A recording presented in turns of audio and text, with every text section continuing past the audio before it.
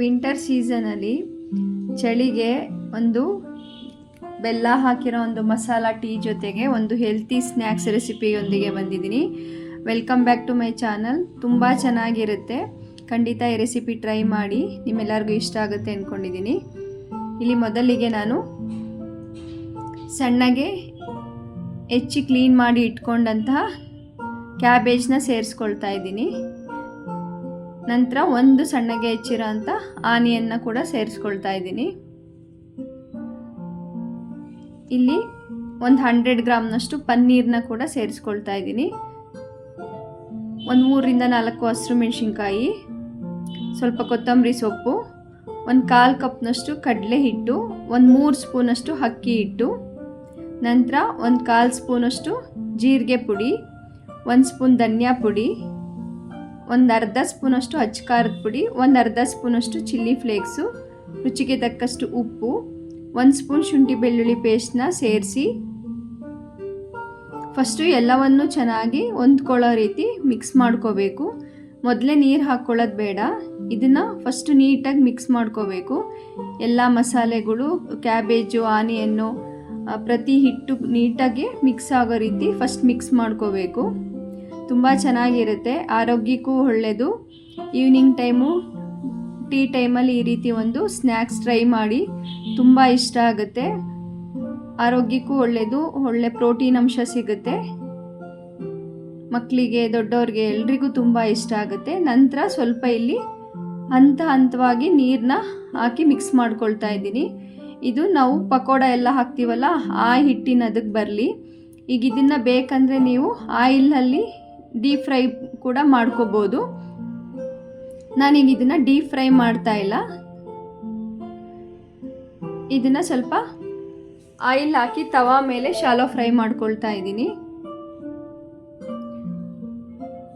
ತುಂಬ ಚೆನ್ನಾಗಿರುತ್ತೆ, ಖಂಡಿತ ಈ ರೆಸಿಪಿ ಟ್ರೈ ಮಾಡಿ. ಸಂಜೆ ಟೈಮು, ಟೀ ಟೈಮಲ್ಲಿ ಈ ರೀತಿ ಒಂದು ಸ್ನ್ಯಾಕ್ಸ್ ರೆಡಿ ಮಾಡಿಕೊಂಡ್ರೆ ಆರೋಗ್ಯಕರವಾಗೂ ಇರುತ್ತೆ, ಚಳಿಗೆ ಚೆನ್ನಾಗಿರುತ್ತೆ ಅಂತ ಹೇಳ್ಬೋದು ಈ ತಿಂಡಿ.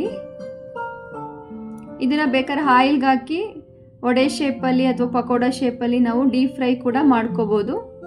ಇವಾಗೆಲ್ಲ ಸ್ವಲ್ಪ ತುಂಬ ಹೆಲ್ತ್ ಕಾನ್ಶಿಯಸ್ ಇರೋದ್ರಿಂದ ಈ ರೀತಿ ನಾನು ತವಾ ಮೇಲೇ ಶಾಲೋ ಫ್ರೈ ಮಾಡ್ಕೊಳ್ತಾ ಇದ್ದೀನಿ. ಇದನ್ನು ಫಸ್ಟು ತವಾ ಮೇಲೆ ಹಾಕಿ ಒಂದೇ ಸಲ ಸಡನ್ನಾಗಿ ಮಗುಚಬಾರ್ದು.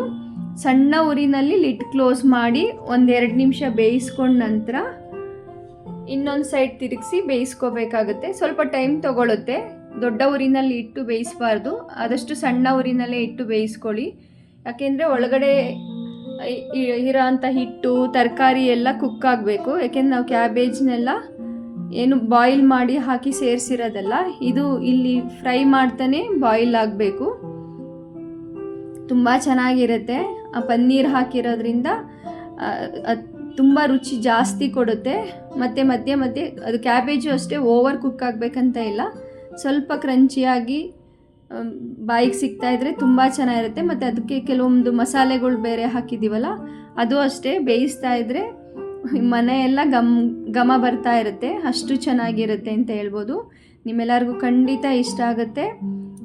ಈ ರೆಸಿಪಿ ಟ್ರೈ ಮಾಡಿ, ಮಿಸ್ಸೇ ಮಾಡಬೇಡಿ. ಈವ್ನಿಂಗ್ ಟೈಮ್ ಸ್ನ್ಯಾಕ್ಸ್ಗೆ ತುಂಬ ಚೆನ್ನಾಗಿರುತ್ತೆ ಅಂತ ಹೇಳ್ಬೋದು, ಆರೋಗ್ಯಕ್ಕೂ ಒಳ್ಳೆಯದು. ಇದ್ರ ಜೊತೆ ಒಂದು ಬೆಲ್ಲ ಹಾಕಿ ಮಸಾಲೆ ಟೀ ಮಾಡ್ತಾ ಇದ್ದೀನಿ.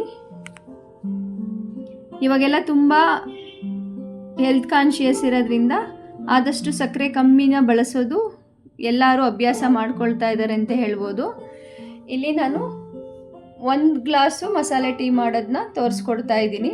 ಇಲ್ಲಿ ನಾನು ಒಂದು ಅರ್ಧ ಗ್ಲಾಸು ನೀರಿಗೆ ಇಲ್ಲಿ ಒಂದು ಅರ್ಧ ಇಂಚ್ನಷ್ಟು ಶುಂಠಿನ ಕುಟ್ಟಿ ಸೇರಿಸ್ಕೊಳ್ತಾ ಇದ್ದೀನಿ. ನಂತರ 1/4 ಸ್ಪೂನಷ್ಟು ಟೀ ಪೌಡರ್ ಹಾಕ್ಕೊಳ್ತಾ ಇದ್ದೀನಿ.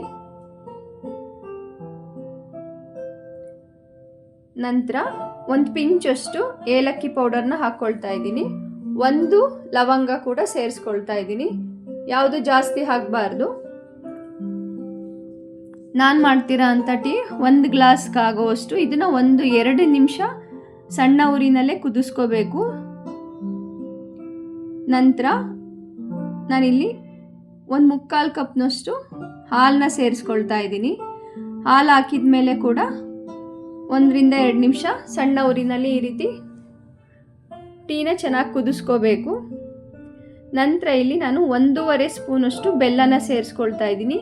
ಬೆಲ್ಲ ಹಾಕಿದ ಮೇಲೆ ಟೀನ ಕುದಿಸ್ಬಾರ್ದು, ಅದು ಸ್ವಲ್ಪ ಕರಗೋವರೆಗೂ ಈ ರೀತಿ ಚೆನ್ನಾಗಿ ಮಿಕ್ಸ್ ಮಾಡ್ಕೊಳ್ಳಿ. ನಂತರ ಸ್ಟವ್ ಆಫ್ ಮಾಡ್ಕೊಂಡ್ಬಿಡಬೇಕು. ಬೆಲ್ಲ ಹಾಕಿದ ಮೇಲೆ ತುಂಬ ಕುದಿಸಿದ್ರೆ ಹಾಲು ಒಡೆದೋಗೋ ಚಾನ್ಸಸ್ ಇರುತ್ತೆ. ಅದಕ್ಕೆ ಯಾವಾಗಲೂ ಲಾಸ್ಟಿಗೆ ಬೆಲ್ಲ ಹಾಕಿ ಈ ರೀತಿ ಮಿಕ್ಸ್ ಮಾಡಿ ಸ್ಟವ್ ಆಫ್ ಮಾಡ್ಕೊಳ್ತಾ ಇದ್ದೀನಿ. ನಂತರ ಇದನ್ನು ಫಿಲ್ಟ್ರು ಮಾಡಿ ಟೀನ ಚೆನ್ನಾಗಿ ಮಳ್ಳು ಹಾಕಬೇಕು. ಎಷ್ಟು ಚೆನ್ನಾಗಿ ಈ ರೀತಿ ಮಳ್ಳು ಹಾಕ್ತೀವಿ ಅಷ್ಟು ಚೆನ್ನಾಗಿರುತ್ತೆ ಅಂತ ಹೇಳ್ಬೋದು ಟೀ. ನೋಡಿದ್ರಲ್ಲ, ಒಂದು ಈವ್ನಿಂಗ್ ಟೈಮ್ಗೆ ಒಂದು ಸ್ನ್ಯಾಕ್ಸ್ ಜೊತೆ ಒಂದು ಮಸಾಲ ಟೀ. ಈ ರೆಸಿಪಿ ಖಂಡಿತ ನಿಮ್ಗೆಲ್ಲರಿಗೂ ಇಷ್ಟ ಆಗಿರುತ್ತೆ. ನಮ್ಮ ಚಾನಲ್ ಸಬ್ಸ್ಕ್ರೈಬ್ ಮಾಡಿ. ಮತ್ತೆ ಸಿಗುವ ನೆಕ್ಸ್ಟ್ ವಿಡಿಯೋದಲ್ಲಿ. ಬಾಯ್.